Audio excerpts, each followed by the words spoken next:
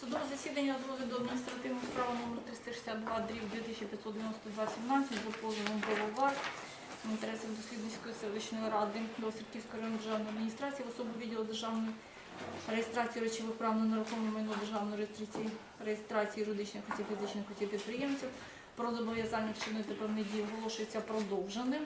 Будь ласка, надайте інформацію з приводу осіб, які прибули в судове засідання.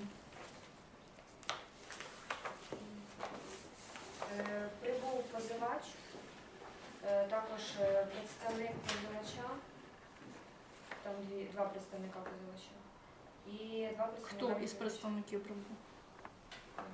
Документи власності. Прізвище назвіть. Ковальчук, це представник позивача, Войтенко, представник позивача, представник відповідача Степанець і представник відповідача Дегтяренко. Є Дегтяренко представник. А Степанець? Присаджуйтесь. Позивачка. Прізвище, ім'я по батькові. Було оголошено перерву для з'ясування повноважень позивачки у судовому засіданні. Вам було запропоновано надати документи, які підтверджують обсяг ваших прав і обов'язків та право здійснювати представництво інтересів Дослідницької селищної громади. Готові надати такі документи? Так, тільки в мене є клопотання. Піднімайтесь, коли. Перед тим, як зробити клопотання, будь ласка, надайте документи.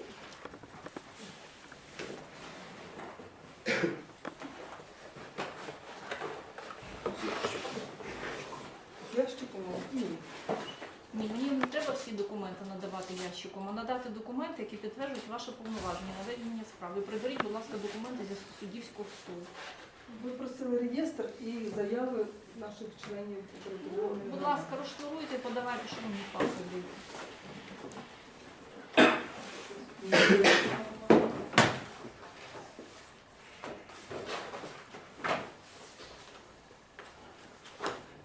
Це реєстр кого? Членів територіальної громади. Скільки у вас членів територіальної громади? 700. 700. Скажіть, будь ласка, а яка кількість членів територіальної громади була зазначена у статуті при проведенні державної реєстрації? Підніміться, Ковальчук, представник позивачки. Суд робить вам зауваження за порушення порядку в судовому засіданні. Вам слово не надавалось. Перед початком розгляду справи вам було повідомлено, що давати будь-які пояснення, коментарі, ставити питання можливо тільки з дозволу суду. Присядьте. Скільки членів територіальної громади зазначено у статуті і підкреслено вам у позовній заяві? Ви пригадуєте? 1383. А де решта? Справа в тому, що люди не хочуть реєструватися, поки не буде зареєстрована наша територіальна громада у органах державної реєстрації. Скажіть, будь ласка, а рішення про обрання зборів уповноважених було прийнято в якій кількості голосів? Ще раз, рішення про обрання людей. Уповноважених членів територіальної громади, згідно з протоколом номер 1 від 27 березня 2016 року. Справа в тому, що там уповноважені особи вибирались по кожному вулиці, і там різна кількість людей. Там нема одної кількості якоїсь як на зборах. Там нема таких. Там в кожному протоколі своя кількість людей, які були присутні при обранні повноважених. Тобто ви хочете сказати, що уповноважені члени, представників членів територіальної громади обиралися не всією громадою, а по вулицях. Правильно суд зрозумів? Представники, так. Це така форма є зборів. Скажіть, будь ласка, а на вулиці скільки мешкає людей? По різних вулицях, по-різному. Тобто, виходить, що не всі члени територіальної громади приймали участь у обранні уповноважених представників. Правильно суд зрозумів? Значить, є таке положення, що має бути не менше 50% виборців. А це у нас по вулицях було, по кожній вулиці було відомо, що представників, які обирають, люди, які обирають представників, не менше 50%, які проживають на вулиці. Ви зрозуміли моє запитання? Позивачка, питання моє зрозуміли? Я запитала, чи обирали всі представники територіальної громади уповноважених, чи тільки по вулицям? Ви сказали по вулицям. Я вас поставила вам питання. Все селище, кожна вулиця вибирала представників. 1383 чоловіки кожен раз обирали уповноважених. Не кожен раз, один раз вони вибиралися. 1383 приймали участь у голосуванні. 1383, але по вулицях, ну не в один день, не в один час. Але Всі 1383 приймали участь в обранні уповноважених членів територіальної громади? справа в тому, що тоді ще Так не чи ні? ні. Ні. Скажіть, будь ласка, а вам не здається, що 78 осіб не є достатньою кількістю для того, щоб обирати уповноважених представників територіальної громади? Значить, не здається, тому що є таке право замість зборів загальних робити збори представників. І ця практика, це є закон такий про проведення зборів. І Скажіть, будь ласка, хто обирав уповноважених представників? члени громади. Скільки, в якій кількості? Зараз буду штрафувати. Можна мій представник відповісти? Поки що дайте ви відповіді на питання. Потім я опитаю вашого представника, якщо буде в цьому потреба. Ви в нас позивачка, ви не відмовились від дачі пояснень, присутні в судовому засіданні, тому суду є право ставити питання, в тому числі і до вас. Як до суб'єкта звернення до суду.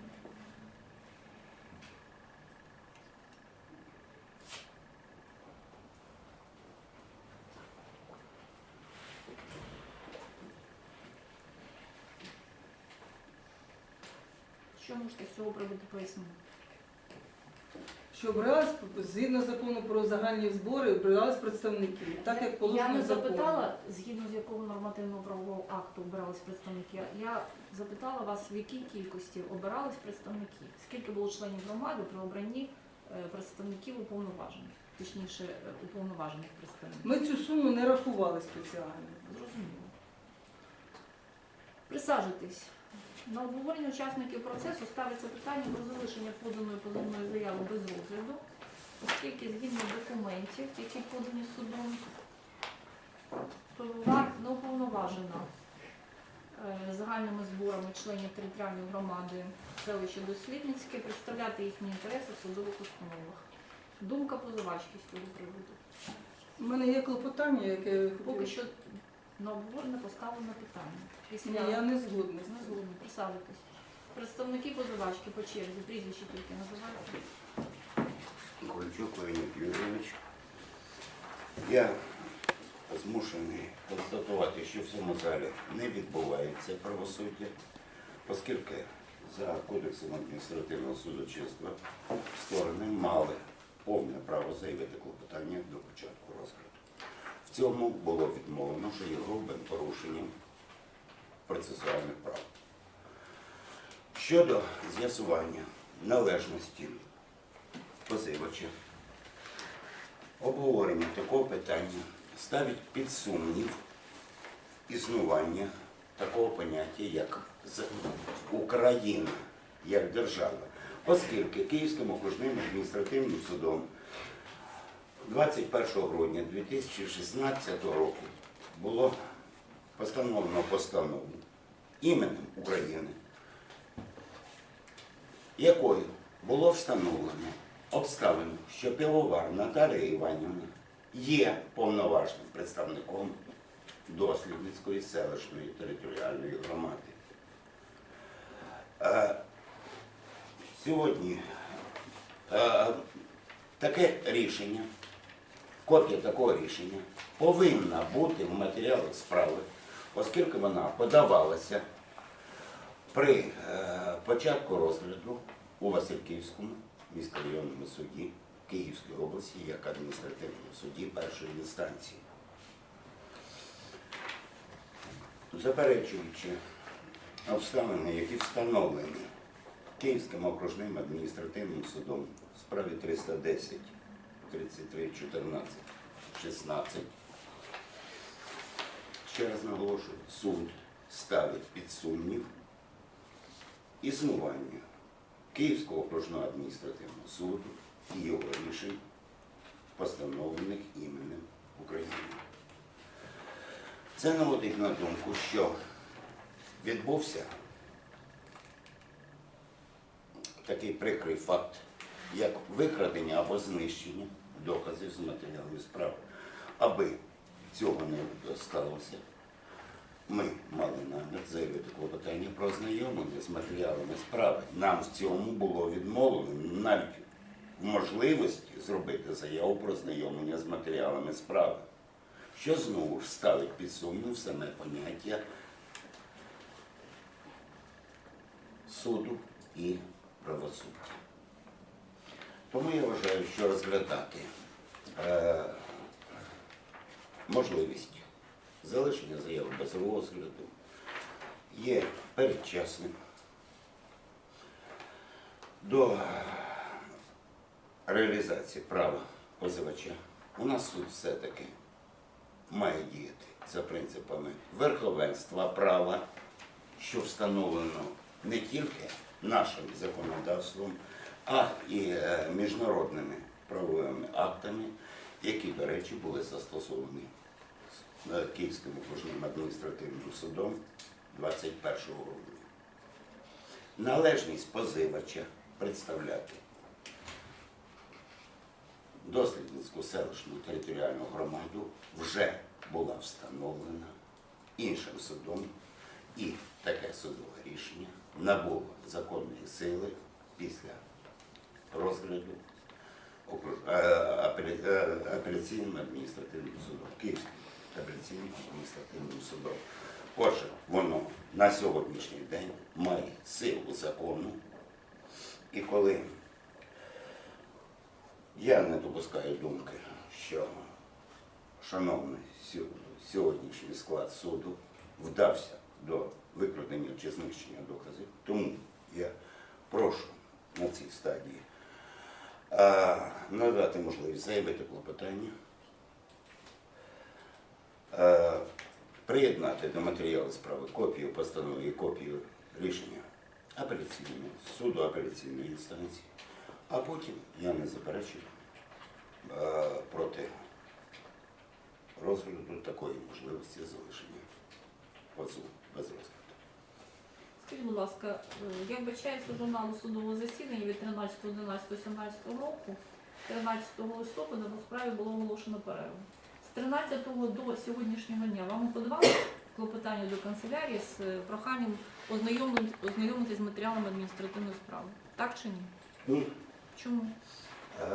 До засідання 13 листопада 2017 року ні у мене, ні в інших осіб, які беруть участь в справі на стороні позивача, не виникало сумнівів щодо наявності матеріалів справи, постанови і врахування судом тих обставин, які вже встановлені судом, а вони є обов'язковими для врахування. Такі сумніви у нас виникнули.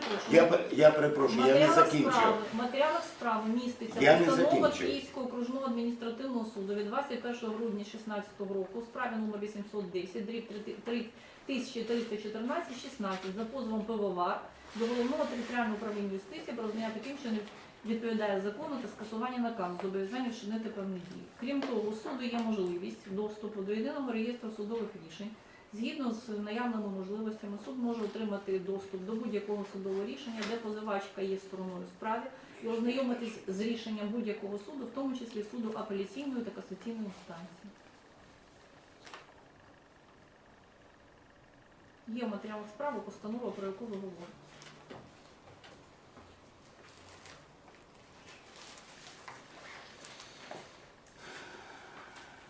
В такому разі я змушений просити перерву для підготовки і оголошення заяви про відвід суду через демонстративну упередженість, через демонстративне невизнання рішень суду, які мають силу закону і постановлених іменем України, за демонстративне заперечення чинності Конституції України та ратифікованої Україною Європейської хартії місцевого самоврядування. Прошу перерву на 5 хвилин для підготовки заяви про відвід судді. Судове засідання оголошується перерва, 10 хвилин. Справу продовжено в складі суду за участю тих самих керівників. Будь ласка, слухаю вас.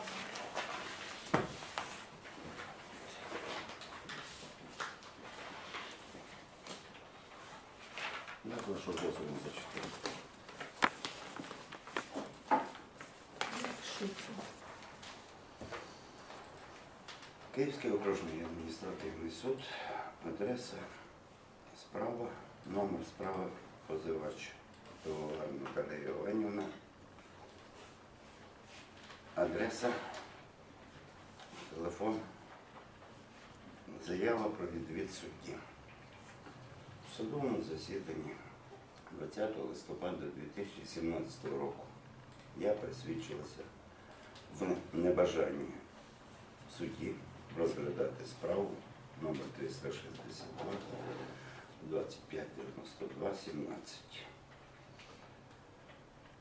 Суддя Абрамівна Олександра Євгенівна не надала можливості заявити клопотання про надання можливості ознайомитися з матеріалами справи та про приєднання до матеріалів судового рішення, яким встановлено обставини, які мають значення по справі, яка розглядається сьогодні.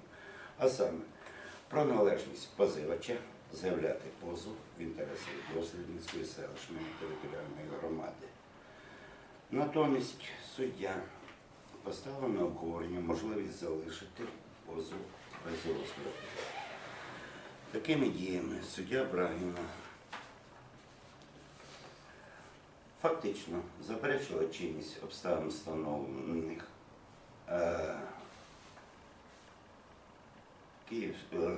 постановою Київського окружного адміністративного суду від 21 грудня 2016 року у справі номер 810 33 14 16, якою було встановлено належність позивача. Тому, керуючись пунктом 4 частини 1 статті 27, статтею 30 пункт 3, пункт статті 49 Кодексу адміністративного судочинства, прошу суд вирішити питання про відвід судді Брагіної. Давайте відвід. На обговорення ставиться заявлено клопотання про відвід судді. І одразу уточнюючи запитання до вас, представник позивачки. Скажіть, будь ласка, статтею 22-23 Кодексу адмінсудочинства чітко заявлені підстави для відводу. Назвіть конкретно, яка підстава послугувала основою для заявлення клопотання про відвід. Чітко визначений перелік. Я не буду називати, то справа суду про розгляді. не- Клопотання оформлено письмово. В менший час, ніж було оголошено суддею, нам не було надано можливості навіть тих 10 хвилин, які оголосила суддя, значно менше часу було. І через це технічно ми не мали можливості оформити заяву в повному обсязі, залишаємо за собою право повторно подавати з інших підстав, але явна упередженість, необ'єктивність є тими обставинами, які ставлять під сумнів об'єктивність суду. Порушено головний принцип правосуддя в Україні, правовості. Закон України про місцеве самоврядування надає громаді право на судовий захист від дій влади. Сьогодні суд заперечує таке право, тобто поставив під сумнів існування взагалі навіть теоретично місцевого самоврядування в Україні чи закон про місцеве самоврядування. Окрім того,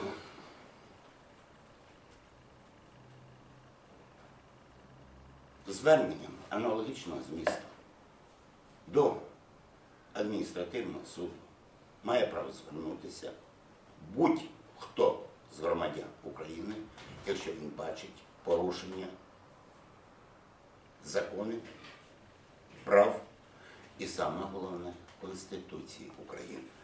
Відповідач дав пояснення, сторона позивача була позбавлена можливості навіть дати пояснення. А тому ставити питання про залишення справи без розгляду, позовної заяви без розгляду, не вислухавши жодного слова від позивача, ну, я не знаю, це є просто проявом необ'єктивності суду, а є проявом повної дискримінації суб'єкта позовної заяви. А в чому полягає упередженість і необ'єктивність? В суді було надано можливість дати пояснення лише одній стороні. Саме відповідачу. Стороні позивача не було надано такої можливості навіть дати пояснення по суті позову з мотивів подання, з обставин. Позивачка, вам було надано право надати пояснення у судовому засіданні? Підніміться, будь ласка. Ні. Це мова йде про минуле засідання. В минулому засіданні ви були позбавлені права давати пояснення? Ні, ми не подавали нічого, тільки тоді відповідача питали і з ним розмовляли, з нами. Ні. Тому що який був встановлений порядок? Допитати спочатку відповідача, потім позивача? Так, і ми нічого не пояснювали, нічого не відповідали. Тому що порядок був такий Вам встановлений. було все, мабуть, зрозуміло. Це ви так вважаєте? Ну, якщо ви нам не давали такого, нам Зрозуміло, надавали такої присаджуйтесь. можливості. Ви підтримуєте заявлене клопотання про відвід позивачки? Так, я писала своєю рукою цю заяву. Зрозуміло, присаджуйте. І другий представник Луценко. Підтримую, так як в прошлий раз були виявлені обставини, що відповідач не, скажімо, не дав фактично згідно якийсь законом нам відмовили реєстрацію, нас не допросили. Чому так сталося, я не знаю. Оригінальні документи в нас забрали, просимо суд повернути їх. Підтримую. Тобто з тих підстав, що забрало у вас оригінали документів, так? Ні, А з яких? просто, не були встановлені факти. Які факти? Нас не було взагалі допитано в нашу сторону. Чому Зв'язку- чому ми подавали Зрозуміло. В позовну зв'язку з заяву? тим, що не було допитано вас у якості сторони по справі, ви вважаєте, що необхідно заявити відвід. Правильно суд зрозумів? Так. Присаджуйтесь. Ну, думка представників відповідача по черзі, прізвище називайте, будь ласка, ваше. Докторенко. На розгляд суду. І другий представник.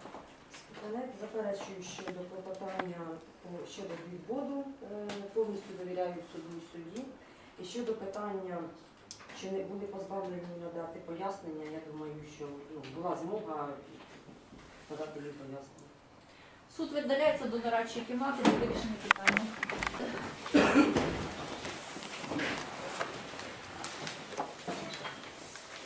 Судом проголошується ухвала 20 листопада 2017 року суддя Київського окружного адміністративного суду Брагіна при секретарі судового засідання Бровчук за участю позивачки Півовар, представників позивачки Войтенка Ковальчука, представників відповідача Степанець Дехтаренка, розглянувши в відкритому судовому засіданні заяву про відвід судді в межах адміністративної справи за позовом Пивовар Наталії Іванівни в інтересах Дослідницької селищної ради територіальної громади селищної територіальної до Васильківської районної державної адміністрації в особі відділу державної реєстрації речових прав на нерухоме майно та державної реєстрації юридичних осіб, фізичних осіб підприємств про зобов'язання вчинити певні дії встановив.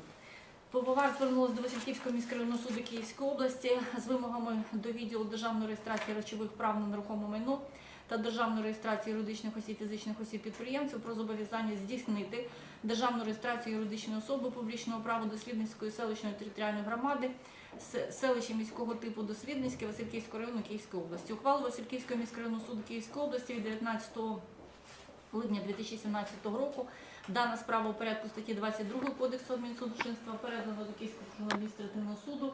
Ухвалу Київського окружного адміністративного суду від 11 серпня 2017 року прийнято до провадження суддею Брагіною та призначена до розгляду в відкритому судовому засіданні. Під час розгляду справи по суті суду була задоволена пропозиція представника позивачки Ковальчука про порядок дослідження доказів у справі. Зокрема, останній запропонував суду, що підтверджується звукозаписом судового засідання, досліджувати докази, в тому числі шляхом дачі пояснень спочатку стороною відповідача, а потім стороною позивачки. Під час надання пояснень представником відповідача Степанець 13 листопада 2017 року у суду виникла необхідність з'ясування обсягу процесуальних повноважень позивачки. У зв'язку з чим у розгляді справи оголошена перерва до 14 години 20 листопада 2017 року.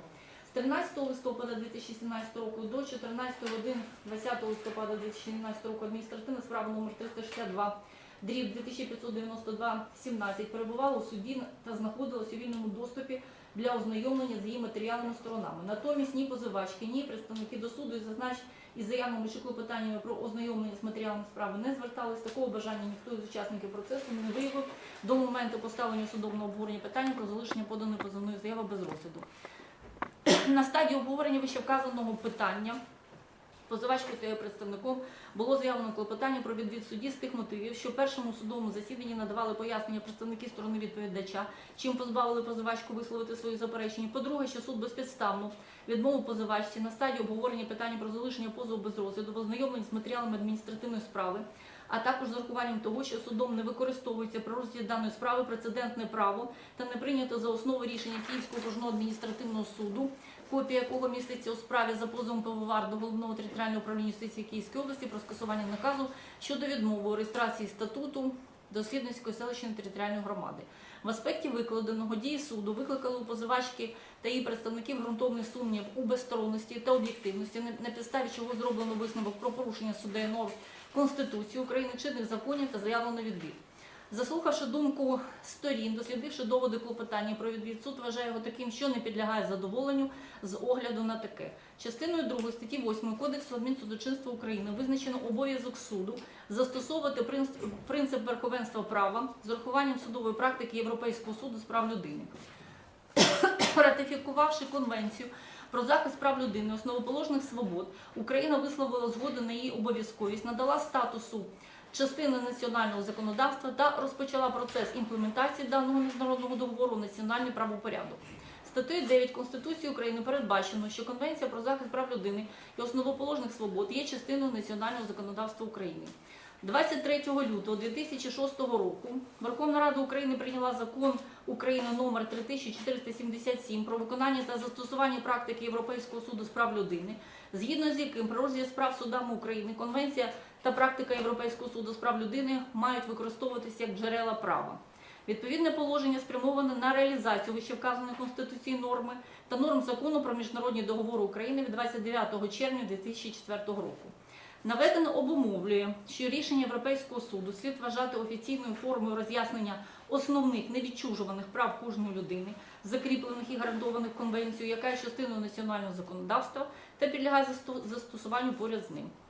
Відповідно до рішення Європейського суду з прав людини у справі Бочан проти України, заява 7577, неприйняття до уваги висновків Європейського суду з прав людини є порушенням пункту 1 статті 6 Конвенції про захист прав людини, основоположних свобод щодо справедливого суду. Визначаючись відносно наявності дійсних підстав для відводу судді, необхідно врахувати таке. Згідно з усталеною практикою Європейського суду з прав людини, наявність безсторонності суду має визначатись для цілів пункту 1 статті 6 Конвенції за допомогою суб'єктивного та об'єктивного критеріїв. За суб'єктивним критерієм оцінюється особисте переконання та поведінка конкретного судді, тобто чи виявляв суддя упередженість або безсторонність у даній справі, відповідно до об'єктивного критерію встановлюється серед інших безсторонність, де зазначено у рішенні у справі Фей проти Австрії від 24.02.93 року та Вайнштейн проти Швейцарії. Заява номер 339, 5896, пункт 42. Європейський суд з прав людини, 2000 рік. Отже, у кожній окремій справі потрібно встановлювати, чи мають стосунки, що розглядаються таку правову природу та ступінь, що свідчить про те, що суд не є безстороннім. При цьому особисто безсторонність суду презумується, поки не надано доказів протилежного, як зазначено у рішенні у справі Вайнштейн проти Швейцарії. Положеннями статті 27 Кодексу адмінсудочинства України містяться конкретні підстави для відводу судді та заборони суду участі при новому розгляді справи. Не є підставами для відводу суду заяви, які містять лише припущення про існування відповідних обставин, не підтверджених належними та допустимими доказами, а також наявність скарг, поданих на суддю у зв'язку з розглядом даної чи іншої справи та обставини, пов'язані з прийняттям суддями рішень та інших справ, у тому числі подібних. Відповідно до частини 3 статті 30 Кодексу адмінсудочинства України відвід повинен бути мотивований, заявлений до початку розгляду справи, по суті, у письмовій формі з обґрунтуванням підстав для відводу. Вивчивши доводи, які послугували причиною відводу, суд знаходить їх безпідставними, оскільки стороною позивача не надано жодного доказу, який би свідчив про необ'єктивність даного складу суду. Так, факт дачі представниками відповідача пояснень у справі першими зумовлено виключно визначеним судом порядком дослідження доказів у справі, який, до речі, був запропонований представником позивача Ковальчуком. Щодо ненадання матеріалів справи для ознайомлення під час обговорення питання про залишення позову без розгляду, то суд звертає увагу на те, що право позивача у судовому засіданні не є абсолютними та мають реалізовуватись в порядку та спосіб, передбачений процесуальним кодексом. Так, Європейський суд з прав людини у рішенні від 7 липня 1989 року у справі Юніон Аліментарія Сандерс проти Іспанії зазначив, що заявник зобов'язаний демонструвати готовність брати участь на всіх етапах розгляду справи, що стосується безпосередньо його утримуватись від використання прийомів, які пов'язані із зловживанням ним своїми процесуальними правами. Щодо закидів сторони позивача про відмову для повновар у доступі до правосуддя, суд звертає увагу на таке. Вирішенням питання про наявність матеріальних передумов звернення особи до суду не може свідчити про обмеження у доступі до правосуддя. Такого висновку дійшов Європейський суд з прав людини у своїй прецедентній практиці. У статті 17 Конвенції про захист прав людини основоположних свобод 1950 року зловживання правом визначається як діяльність, дії, спрямовані на скасування прав і свобод, визнаних у Конвенції, або на їх обмеження в більшому обсязі, ніж це передбачено Конвенцією. Наслідком подання індивідуальної скарги у Європейський суд з прав людини при зловживанні правом на її подачу є визнання скарги неприйнятною, стаття 35 Конвенції. Проблема зловживання процесуальними правами з боку учасників адміністративних спорів на даний час має особливу значимість у зв'язку з тим, що деякі особи, що беруть участь у розгляді справ, з метою безпідставного отримання необхідних їм рішень або з інших підстав даються до затягування процесу або неправомірних дій, використовуючи для цього надані процесуальні права всупереч з їх дійсним призначенням. Дане явище виступає чинником, що дестабілізує правосуддя і створює серйозні перешкоди для ефективного вирішення спорів. Під зловживанням правом, як матеріальним, так і процесуальним, Європейський суд з прав людини розуміє таке його використання, що спрямоване на боротьбу із закладеним у ньому ж позитивним регулятивним потенціалом, що суперечить принципу правової визначеності. Суд вказав, що існує велика кількість змішування таких категорій, як зловживання процесуальним правом і реалізація процесуальних прав. У ряді випадків Європейський суд з прав людини наголосив, що подання суду завідомо безпідставних позовів, оскарження судових рішень при повному усвідомленні їх правильності, порушення перед судом безцільних або безпідставних клопотань лише для затягування розгляду справи є зловживанням правом. Вітчизняний процесуальний закон не розкриває змісту цього поняття, на відміну від інших країн, де під зловживанням розуміють здійснення цивільних прав виключно із наміром заподіяти шкоду іншій особі, дії в обхід закону, а також будь-яке інше завідомо несумлінне здійснення прав. Небезпека зловживання процесуальними правами полягає в тому, що формально начебто дії особи не виходять за межі правового поля, а насправді ними заподіюється шкода інтересам правосуддя та інших учасників процесу. Такі дії, бездіяльність важко довести. І особа, що зловживає правом, може для прикриття своїх протиправних намірів використовувати широкий спектр заходів, які надаються законом. Тому Національний суд, на відміну від європейського, є майже безпорадним за відсутності правової можливості протистояти цим проявам. Проте суд наголошує, що принцип диспозитивності, у першу чергу, спрямований на забезпечення реалізації законних і обґрунтованих інтересів осіб, які беруть участь у справі, та акцентує про відсутність підстав для ототожнення значення права на доступ до правосуддя з нічим не обмеженою свободою реалізації процесуальних прав. Право на доступ до правосуддя не може служити виправданням безпідставного здійснення прав, не пов'язаних з метою їх реального захисту. Свобода розпорядження національними засобами захисту обмежена вимогами закону та інтересами їхніх учасників. Тому суд вважає, що, встановивши факт зловживання процесуальними правами, повинен вжити всіх відповідних заходів для припинення такої діяльності. При цьому декларативного закріплення неприпустимості зловживання явно недостатньо. Необхідна ще й дієва реалізація механізму захисту від зловживань. Європейський суд з прав людини у своєму рішенні у справі Мушта проти України, заява 8863/06, нагадав, що за виключенням екстраординарних випадків заява може бути відхилена у зв'язку з зловживанням, якщо її свідомо обґрунтовано неправдивими фактами. Рішення у справі Вербану проти Болгарії, номер 313/65/96, пункт 36. Та підкреслив, що право на доступ до суду не є абсолютним. Воно за своїм змістом може підлягати обмеженням, особливо щодо умов прийнятності скарги на рішення.